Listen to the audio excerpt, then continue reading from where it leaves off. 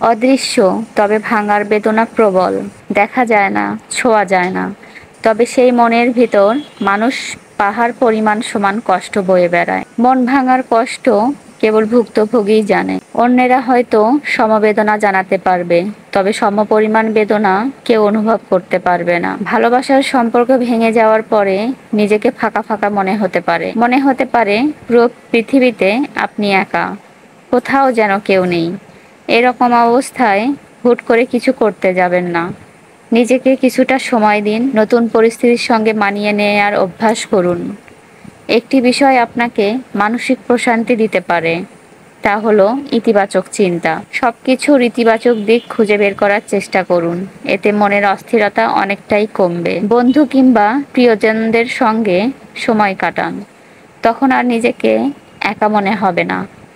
একবার মন ভাঙার মানেই যে আপনি আর উঠে দাঁড়াতে পারবেন না তা কিন্তু নয়, বরং মনকে জোড়া লাগিয়ে আরো বেশি শক্তিশালী হয়ে উঠতে পারবেন। কিছু সময় বিরতি নিন।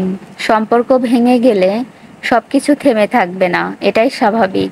সময়ের সাথে সাথে কমবে আপনার কষ্টের পরিমাণ। তবে একটি সম্পর্ক থেকে বেরিয়ে আসার সঙ্গে সঙ্গে নতুন কোনো সম্পর্কে জড়াবেন না।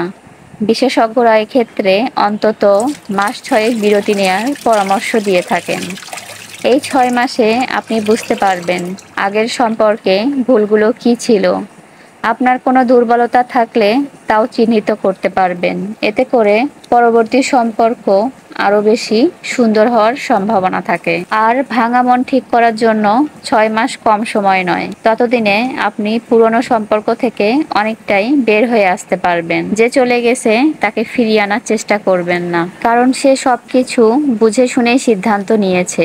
আপনার মনের ভিতর যতই ঝড় বয়ে যাক, তাকে ডেকে এনে দেখানোর দরকার নেই, কারণ আপনার কষ্টকে গুরুত্ব দিলে কখনোই সে আপনাকে ছেড়ে যেত না। যেহেতু সম্পর্ক শেষ হয়ে গেছে, এখন সে আর আপনার আপন কেউ নয়, তাই যখন তখন তাকে কল কিংবা মেসেজ করবেন না, বরং সব রকম যোগাযোগের মাধ্যম থেকে তাকে ব্লক করে দিন। সে যদি আপনার চোখের সামনে সারাক্ষণ থাকে, তবে ভুলে যাওয়া কঠিন হবে, তাই তাকে আর কোথাও রাখার প্রয়োজন নেই। পুরনো সম্পর্ক নিয়ে পড়ে থাকলে আপনি নতুন করে জীবন শুরু করতে পারবেন না। একবার কারো কাছ থেকে আঘাত পেলে মানুষ সবাইকেই খারাপ ভাবতে শুরু করে। যেমন কোনো নারী যদি তার প্রেমিক কিংবা স্বামীর কাছ থেকে আঘাত পান, তখন তিনি পুরো পুরুষ জাতিকে খারাপ ভাবা শুরু করেন। এমনটা ঘটে পুরুষের ক্ষেত্রেও, কিন্তু প্রত্যেক মানুষই আলাদা। তাই কোনো একটি অপরাধে সবাইকে দায়ী করা মোটেও কাজের কথা নয়।